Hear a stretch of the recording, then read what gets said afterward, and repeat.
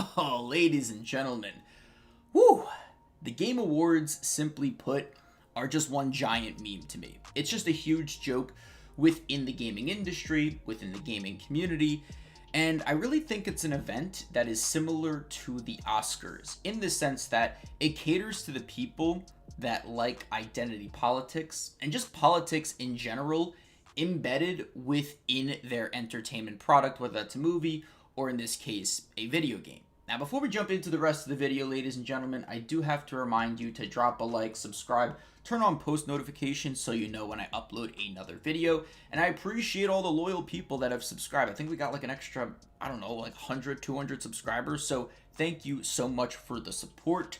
Now let's jump into this. So I got to keep it a buck with you guys. Like, you may think I'm a negative person by the end of the video or maybe during, but I love video games. I'm chilling. I'm playing Cyberpunk 2077. Just simply can't put my finger on this nudity filter that apparently is in the game. I can't find it for some weird reason. But yeah, that's why you're not seeing gameplay, because there's just a lot of nudity within Cyberpunk. But I'm playing Cyberpunk like crazy. I'm playing Call of Duty. I'm having a good time gaming. I love video games. I've been playing them since I was like 4 or 5 years old. I had a Game Boy Advance. I was playing Yu-Gi-Oh! And Pokemon on my Game Boy, and I've been playing video games ever since, right? Got a whole nice setup, all this stuff. Let's just say I like video games. So with that being said, right, over the past couple of years, I've seen video games become this product, at least some of them. The developers shift or pivot their writing scripts, especially for like single player games in particular, and even just campaign based modes within maybe a multiplayer game, such as Call of Duty, for example. I don't think Call of Duty even really serves as a prime example for like embedding identity politics, but other games are doing it, right? So, a bunch of developers, they're pivoting their scripts, their writing, so they avoid the negativity surrounding these news articles, whether it's Polygon, whether it's Kotaku, for example, like these news article publisher websites. They have a bunch of writers, right? And these writers need to put food on the table. So what do? They search for something that's a hit piece. And a lot of people recently have been making these articles surrounding negativity around a game like Cyberpunk 2077, where there's nudity, there's sex, there's guns, there's violence, etc., etc. And it's still going to be one of the most popular video games, don't get me wrong. But some publishers want to avoid the negative economy around articles, around ad revenue with those articles that are associated with it, and especially with the authors that have to put food on the table, so they're looking for something negative in a video game, right? So it's this like whole economy and this whole dynamic of, video games being released and then people are making negative articles about them, and then, sometimes the game loses credibility or just doesn't get enough sales because there's this huge hit piece saying what's wrong with the game, or, in terms of a political aspect, what's wrong with the game, but I don't give a shit about that. I'm going to play whatever video game I want to play, right? But some developers have fallen victim and fallen into a shadow of these articles being released. And a prime example is the developer that made The Last of Us 2, which is Naughty Dog, right? So with that being said, Naughty Dog took a very dynamic, I guess I can't even say dynamic, it was a pretty lackluster approach in embedding identity politics within their video game and within their script writing. And they had, I believe a transgender, a female, you can call her an antagonist, a protagonist, but she was basically the other character within The Last of Us Part 2, okay, along with Ellie, who is one of the other protagonists from The Last of Us Part 1. Now, let's just get it out of the way in terms of both games, The Last of Us Part 1 and The Last of Us Part 2. We're talking about The Last of Us Part 2 here because that was nominated for Game of the Year.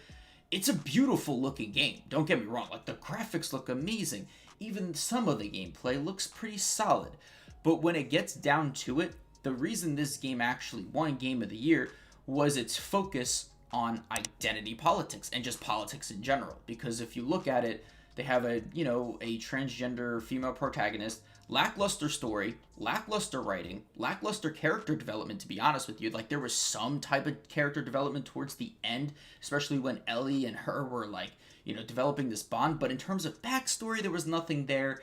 Where's the character development? Like, there really wasn't any. It was kind of just like this baseline flat, no like It was very anticlimactic when it came to the actual writing and story piece, right? But the reason this game won Game of the Year was the fact that a female protagonist was teaming up and then became enemies slash fought the other protagonist, which is a transgender female, to my knowledge. At the end of the day, the reason this game won Game of the Year was because of that. There were a bunch of other video games that fell to second, third, fourth place underneath this one that I think actually had some pretty good writing and pretty good character development and story and graphics. There was definitely some other, options that you could have chosen from that actually were just better overall in all categories. Now let me get something out of the way, because I know there's going to be this counter argument saying I'm a bigot or I'm sexist or something like that, right? Especially with, the past minute.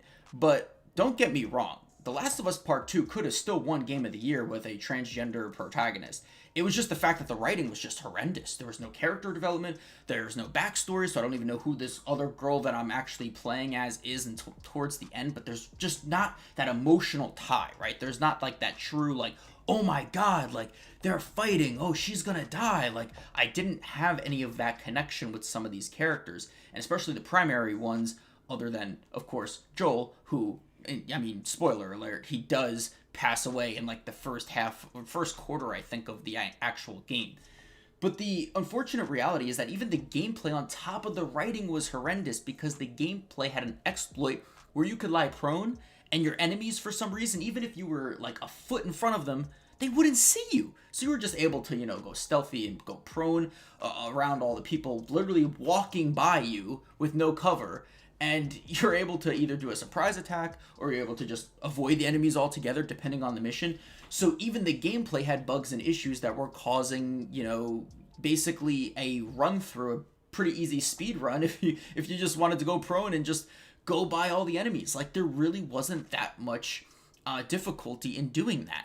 And that was also something that hurt The Last of Us Part 2. But getting back onto the subject, there were a bunch of other video games that actually incorporated better categories all around in terms of gameplay, script writing, character development, progression with characters, like upgrades and stuff like that. And one of the most primary ones is Ghosts of Tsushima. Now, I'm going to keep it a buck. I've only played probably about a couple of hours of the game. I still have to get into it. I love video games, but I'm hooked on a couple of them at the moment. But in terms of graphics, in terms of gameplay, in terms of character development and script writing, in terms of the side missions, in terms of just the free roam aspect of it, I believe that the Ghost of Tsushima game was definitely above The Last of Us Part 2 in terms of just a gamer, a hardcore gamer at that knows, what makes a great video game, right? And most of you would agree with me here. So this person or this character that you control in Ghost of Tsushima, yeah, he's a guy, but I wouldn't care if it was a transgender girl. Like, whatever, you want to do that? Go, fine, do that. But, if the character development was good, if the writing was good, if the gameplay was good and didn't have exploits where I can go prone in front of people and just do surprise attacks and just be unrealistic, like, the game was just overall better than The Last of Us Part 2. It's just my simple input on it. So with that being said, ladies and gentlemen, we're seeing this like huge change in game awards and the disconnect between them and the gamers themselves, right? Because let's be honest, there were just a bunch of other games out there that were better in terms of gameplay. I mean, Ghost of Tsushima is just one example. We could even let Call of Duty fly, for example. The campaign, aside from the crashes that it suffered, I believe, on even some next-gen consoles, that game still had a better storyline, in my opinion, than The Last of Us Part 2. It just didn't hit with me. The emotional ties that I felt in even some of the Call of Duty characters that I've known from the Black Ops days when I was 13 or 14, that hit me harder than, there's just something about it where I was this girl got older, there was no emotion even in her character development in The Last of Us Part 2. This girl doesn't even seem the same. You have a couple of options that don't even seem like Ellie at all. She had this connection with Joel, and Joel died, and it just seemed like a completely new person. And that's kind of my main gist that I got here from just this video game, and then all the other games that fell victim or just came in second, third, fourth place to The Last of Us Part 2. There were just way more, there's just a handful of games that I would have chose above this first place winner apparently. And at the end of the day, I think there's just a disconnect. I'm gonna hop back on to Cyberpunk 2077 play this game, try to get some more action scenes, try to get some more just overall connection with my own character and maybe some of the other characters that I'm playing alongside. Still trying to get through even some of the basic stuff, but I think it's just going to be an overall better experience than a run through of The Last of Us Part 2. So I hope you all did enjoy. Drop a like, subscribe, turn on post notifications so you know when I upload another YouTube video, and let me know your thoughts down below, your comments. I was about to say your comments down below. Let me know your thoughts down below in the comment section about what you think about the Game Awards. Do you think it's a meme? Do you think there is a case for The Last of Us Part 2, or do you think there's just other games that were better than it? I want to know your thoughts. I'm Cryptix, like I said, playing some Cyberpunk 2077, and signing off.